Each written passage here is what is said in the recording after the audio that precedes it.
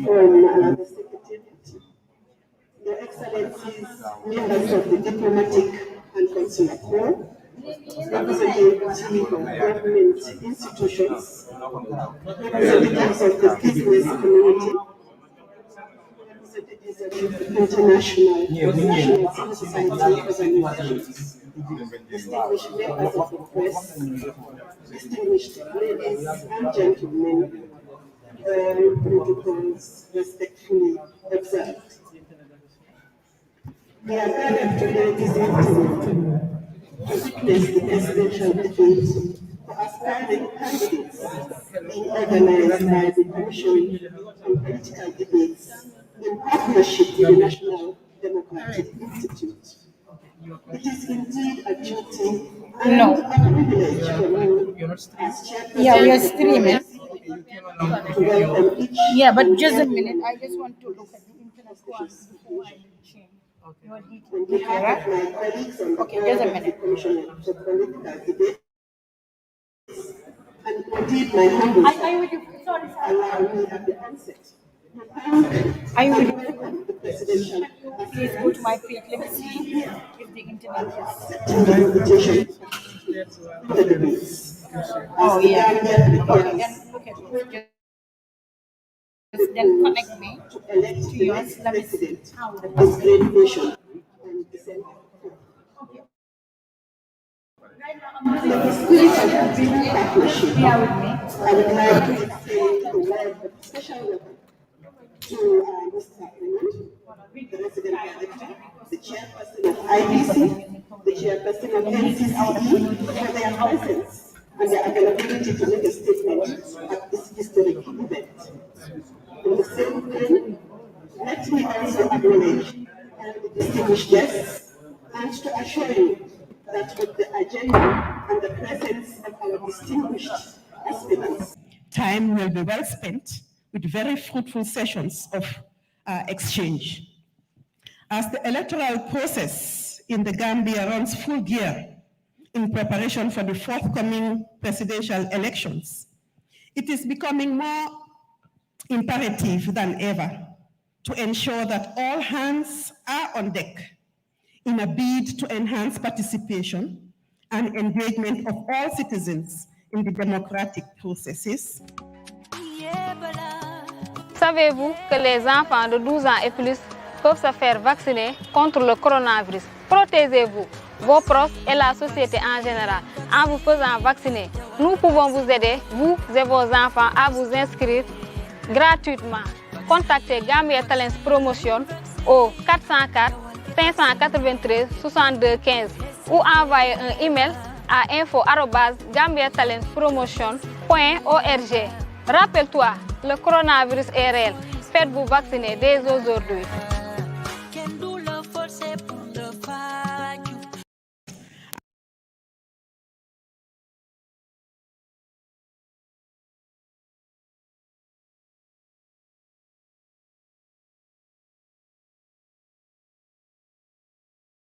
Increasingly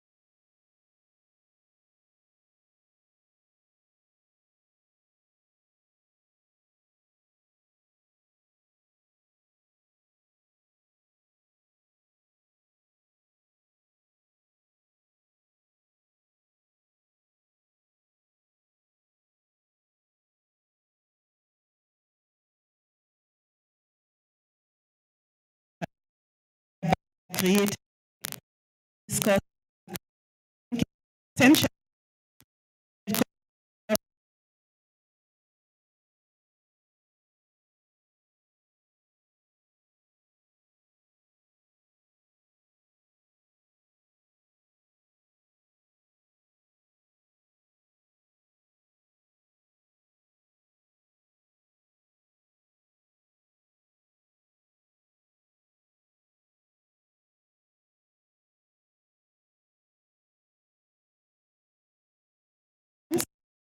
and the magical piece they are paid for society for their activities. Hallmark of the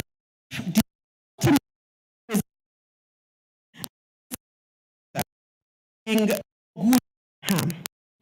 There's good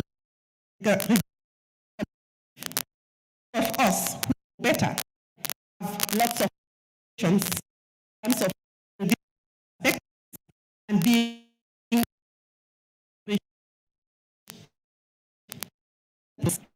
distinguished. The organizers of it get the creation benefit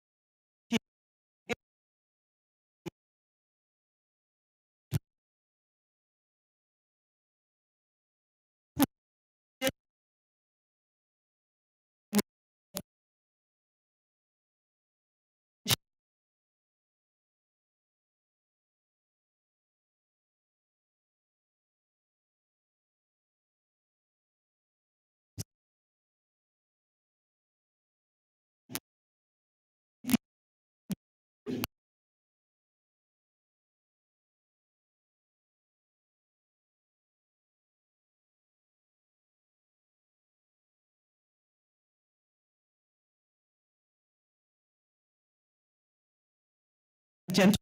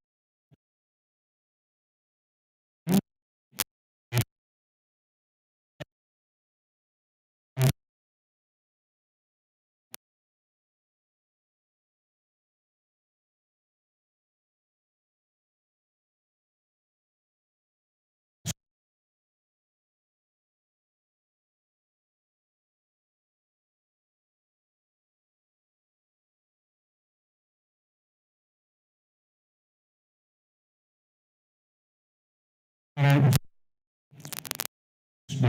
president. In less than a fortnight, or about a fortnight to come, Gambia are due to go to the polls once again to elect political, which is political rhetoric along tribal lines and inter.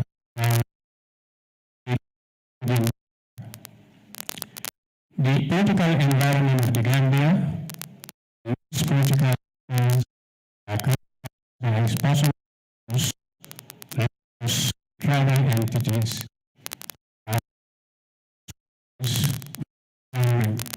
but these critical issues of national importance are sometimes non-existent or put on the back burner. With a deep political atmosphere ahead of the December 4th, 2020 election, debates are highly a unique opportunity for the different parties to show Gambians differences. They can treat each other with respect. And create a platform for candidates to openly debate and commit to addressing several policy issues which will need to once elected into office. It will also help to promote and focus elections on issues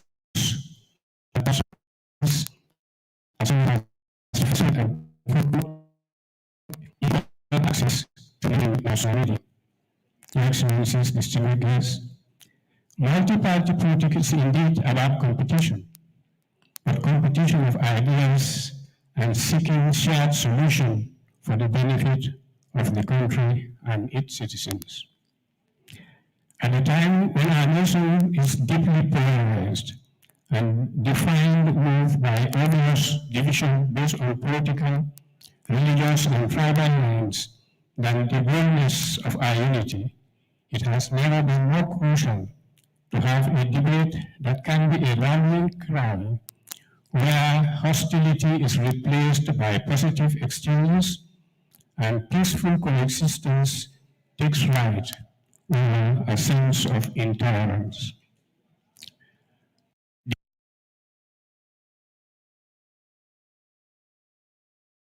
And the political landscape of the country towards a more political discourse. We are confident to complement NCC's efforts to save the civic conscience of the public, increase participation in governance, and all of us will preach tolerance, especially in the electionary period. The essence of election is on being able to reach informed opinions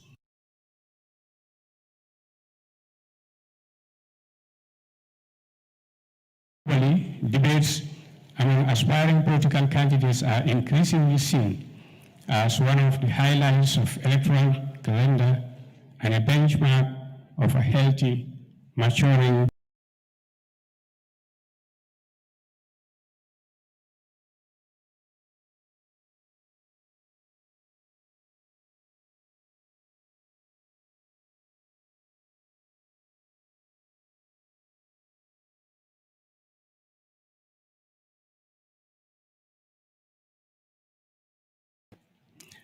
On this final note, I would also like to thank all the presidential candidates here present for taking a break from their campaign period to come and not only to participate, but also to share with the Gambians their vision and plans for the country. Once again, congratulations to the Commission on Project and all partners, and I wish you good luck and thank you for your kind attention. Thank you so much.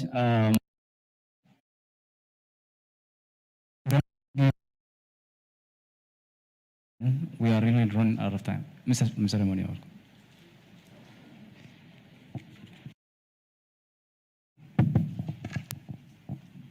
Your Excellencies, distinguished guests, ladies, on behalf of my democratic, I for political debate, all of the partners that have come to put this together, the NC, Gambia Union, the coalition election, to thank you for finding time to be with us this afternoon.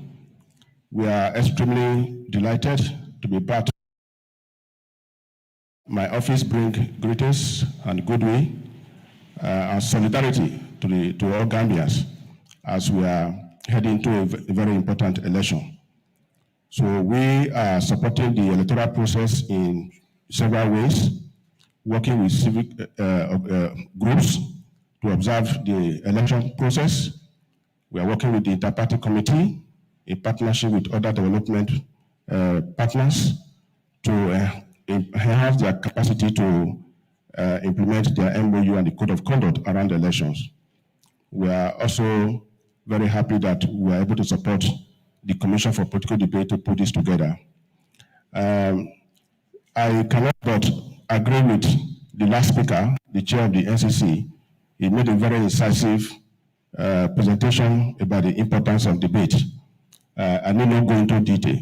So for the purpose of time, I just want to say that we look forward to having a very robust conversation exchange between the candidates.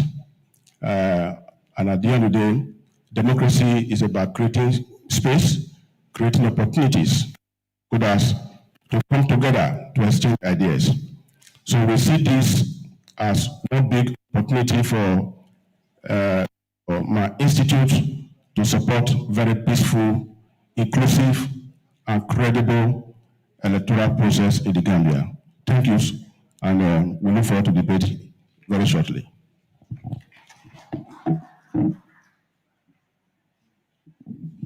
Thank you so much, Mr. Raymond.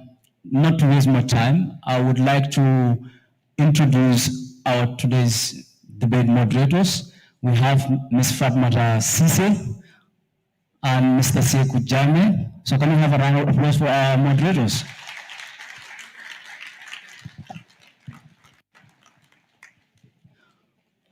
And from now on, they'll be in charge of the whole show. I will pass the baton to them.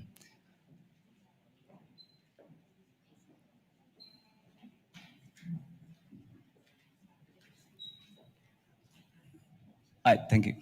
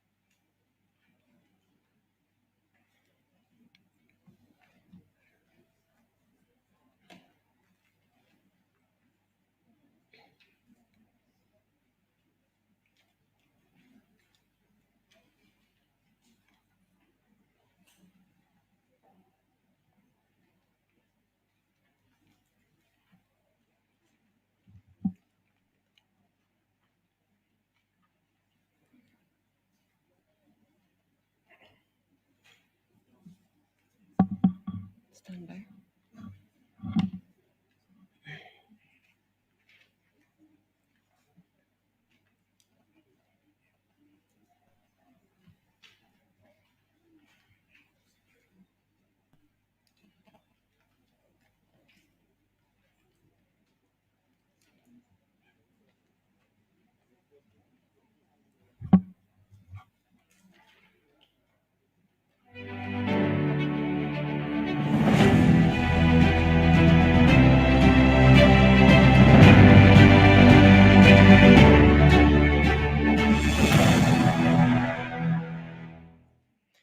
Good afternoon. From the Sadauda Kairaba Jawara International Conference Center, I am Fatimata Sisay. With me is Sekou Jame, moderators of the 2021 presidential debate of the Republic of the Gambia. This debate is organized by the Commission on Political Debates with support from partners. This afternoon, 2 presidential candidates will be participating in the first ever presidential debate staged in the Gambia. For the records, the Commission on Political Debates had officially reached out to all 6 presidential candidates for their participation in this debate, but only 2 accepted to take part. Thus, I have the honor to introduce this afternoon's debaters. Essa Mbaifal, independent presidential candidate, and Halifa Babakar Saleh, People's Democratic Organization for Independence and Socialism, PDOIS. Ladies and gentlemen, a round of applause for our debaters this afternoon as they take their podium.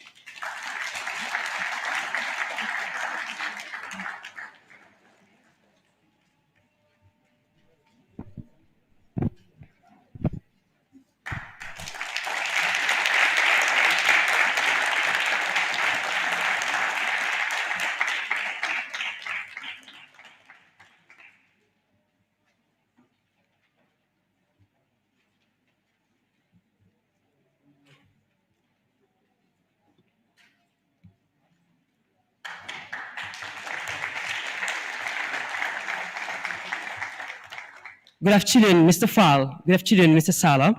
Now, this debate will focus on 5 thematic areas in the following order: agriculture, education, infrastructure, health, and the economy.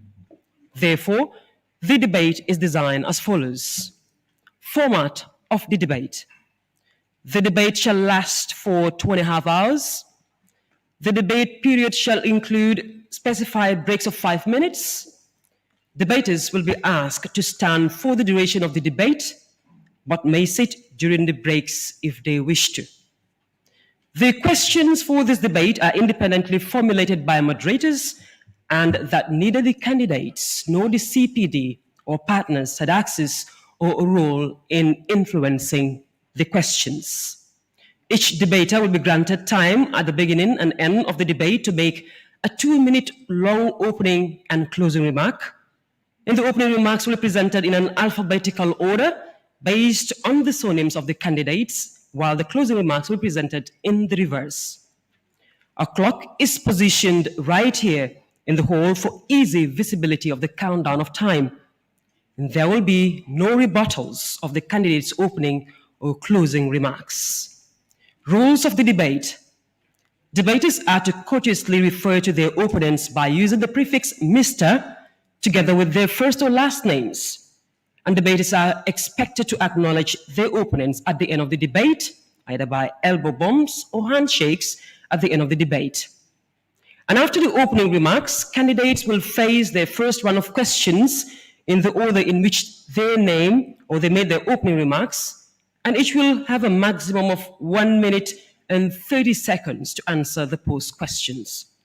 And all debaters will be asked to respond to the same question in each round of questioning. Questions will be directed at the candidate in an alphabetical order determined by their surnames.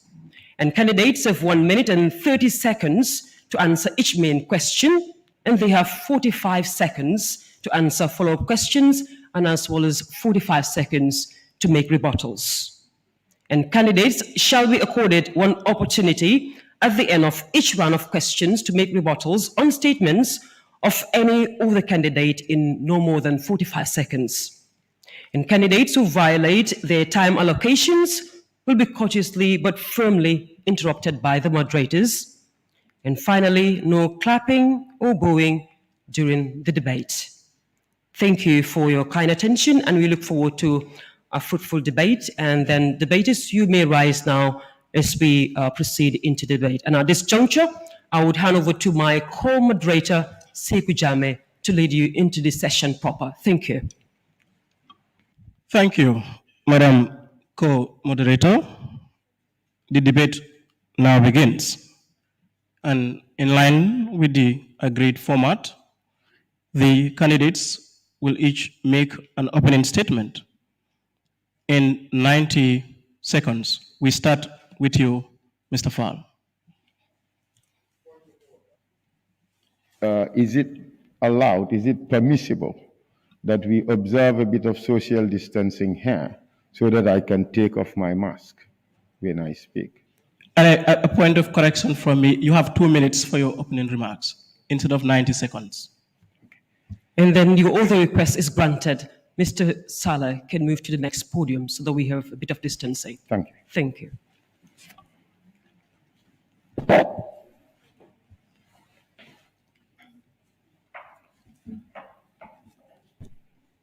Fellow Gambians, I am delighted to be here today to participate in this first presidential debate. My understanding is that all candidates were meant to participate in this event. Unfortunately, some saw it more advantageous to be out there campaigning whilst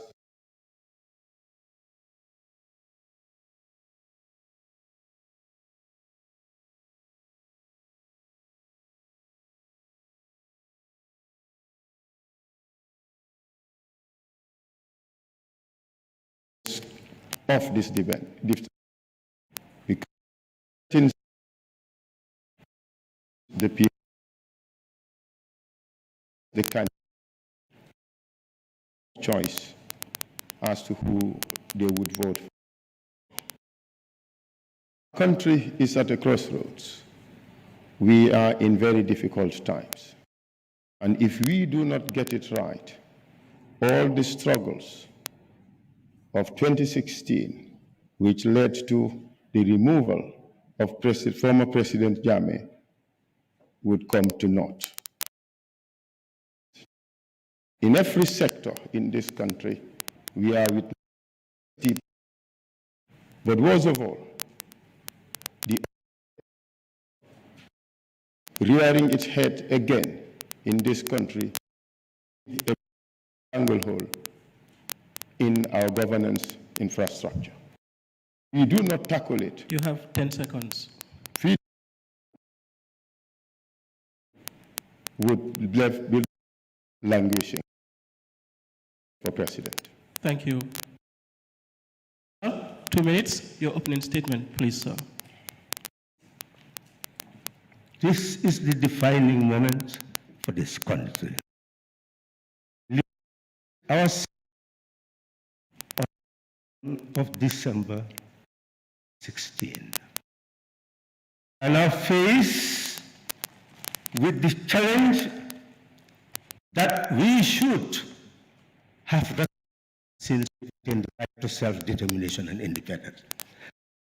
Make our people sovereign and ensure that they take the destiny of our homeland. We are here to destiny so that our people would live in liberty and prosperity. So that we will have a future. And our children's children also have a future.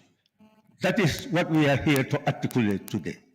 I am convinced leadership that is going to be competent to lead countries in the 21st century must have a mind that speaks the language of knowledge, must have a heart that speaks the language of love for country and people, and must have a conscience that speaks the language of truth and justice. This is what makes it possible to have integrity, to lead a people to their higher destiny. We achieve independence, aiming to build self-determined development. But now we are a heavily indebted poor country, consigned to live on the basis of taxation, grants, and loans. This is not sustainable. We are here to carve a new path for system change. Thank you, Mr. Sala. Thank you for your remarks. We now go to the first thematic area for debate today, which is agriculture. And we are going to start with you, Mr. Sala. In 90 seconds, could you please answer this question? What opportunities exist in the agricultural sector, and how do you intend to exploit it, if elected president, towards economic development?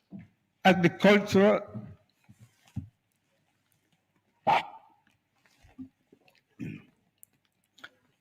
is the key to the foundation of our survival. We must bear in mind that this country relies entirely on agriculture. We have 550,000 hectares of arable land. We are only cultivating 57%. Rice can be cultivated, and what we are importing is between 2 billion and 4 billion annually. When we can produce the rice,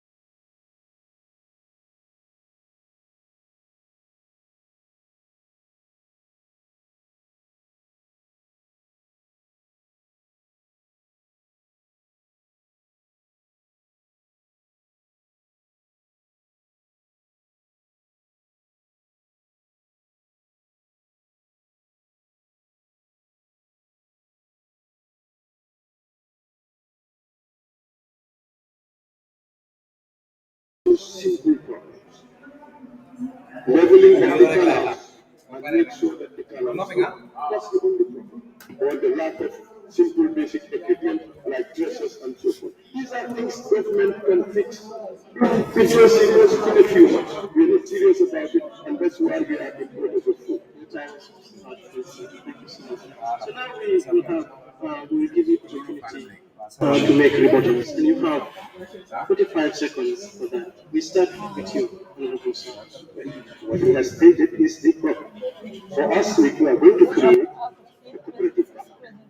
A cooperative bank that will give the farmers seed, farming implements, and fertilizer to be able to produce and pay back exactly what they have taken without any interest. We are going to help the horticultural gardens to produce tomato, to produce potato, to produce all they need. And they will simply be given what they require, the water, the fences, etc., to get the produce and pay back to the cooperative bank without any interest. We believe that in 1 year we move more and more into self-sufficiency, but I don't think he has dedicated any else. Thank you, Mr. Farr. You're able to in 5 seconds. I don't think Mr. Salah's time would go. We don't do this.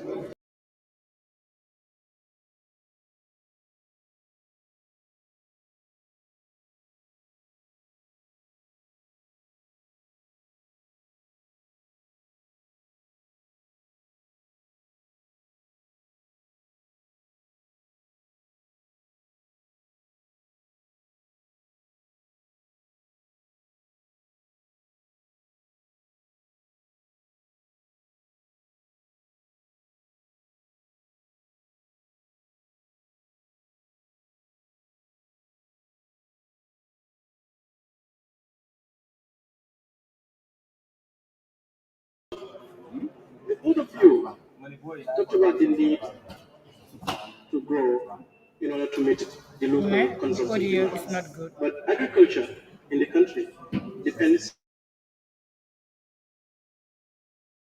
on the weather, which over the years has been erratic and unreliable. I mean, what do you do to make sure that agricultural sector becomes resilient in the face of climate change? We start with you, Mr. Farr, this time, and you have 90 seconds. Climate change, we have to deal with. But science is far advanced. And we do know that nowadays, for instance, in rice, we don't have to use our farms to grow rice. Whereas in the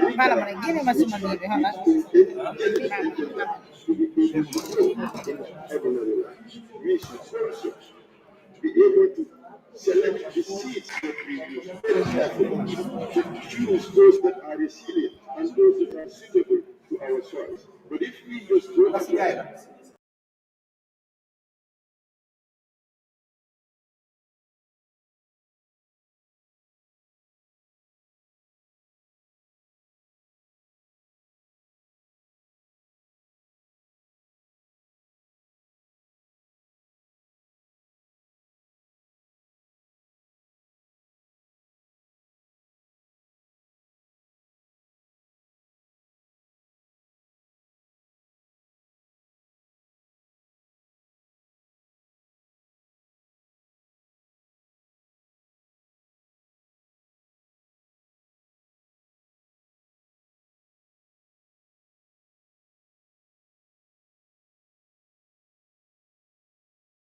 ensure that technology is going to be put into all these interventions and that will address some of these problems.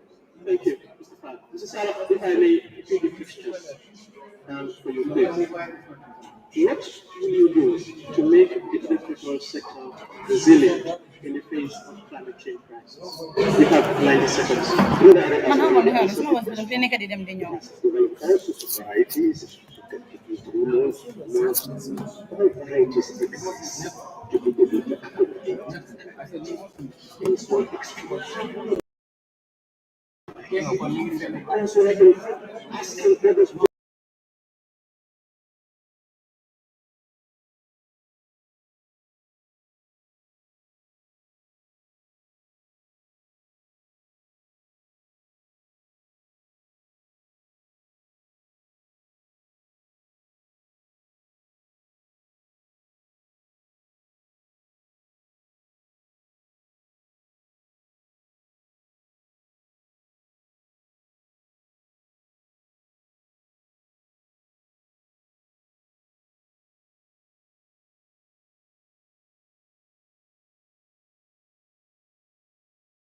To be able to support big loans that are not interesting. So I don't know what okay. is talking about. What I'm saying is very concrete and it is achievable. Mga friends live. In essence, We, adjusting to climate change, have already started that process by creating an institution of research which we are going to strengthen because we are going to ensure that in 2 years we'll be able to feed ourselves. Thank you very much. We now go into rebuttals and we start with you, Mr. Khan, in 45 seconds. It's not the panacea.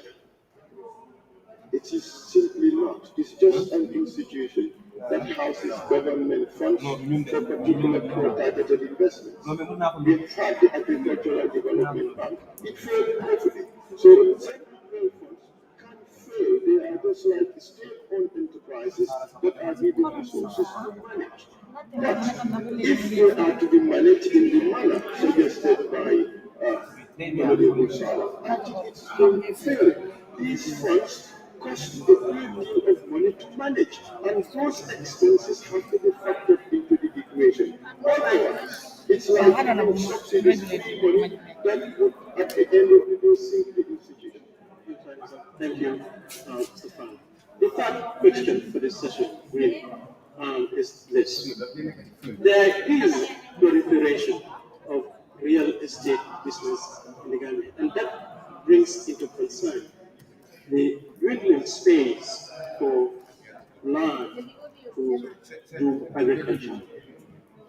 If elected president, how would you strike a balance to ensure that we have a place to sell jobs, but also we have land to produce? We start with you, Mr. Farr.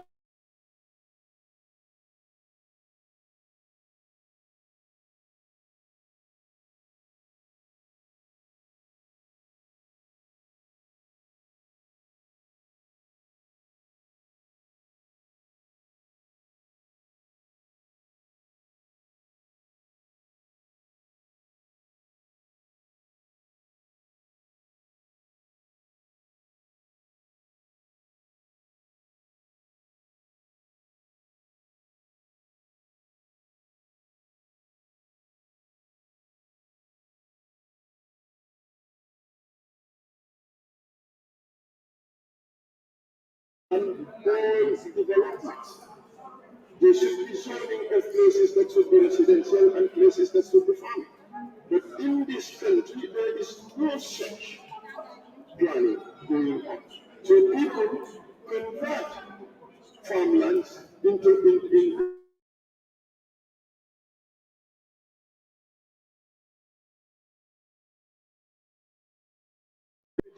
between housing and farming.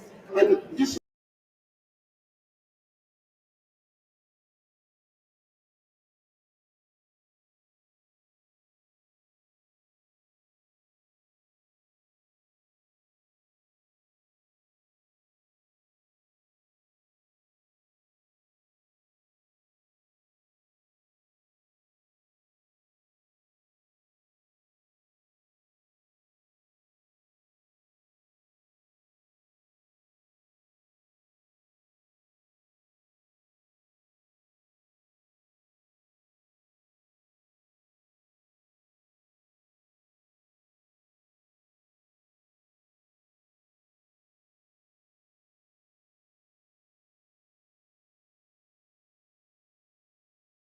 the tax money of the people.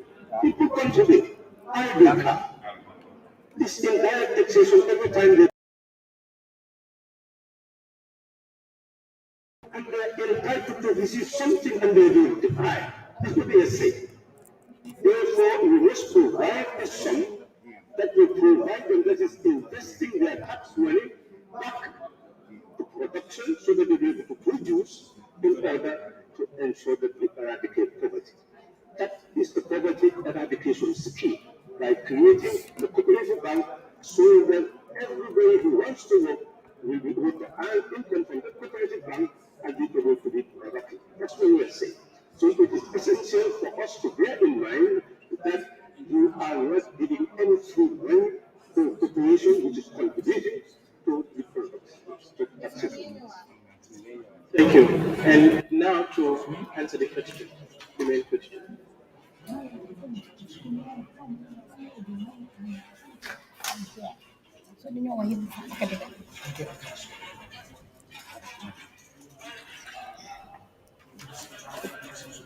The main question is precisely because of lack of cadastral mapping from the very beginning that the Gambia became independent.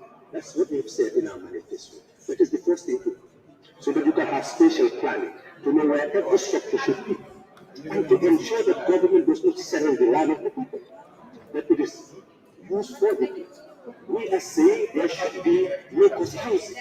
There should be a primary consideration, and that is what we are going to give a primary consideration. In essence, we will not allow any sale of public land.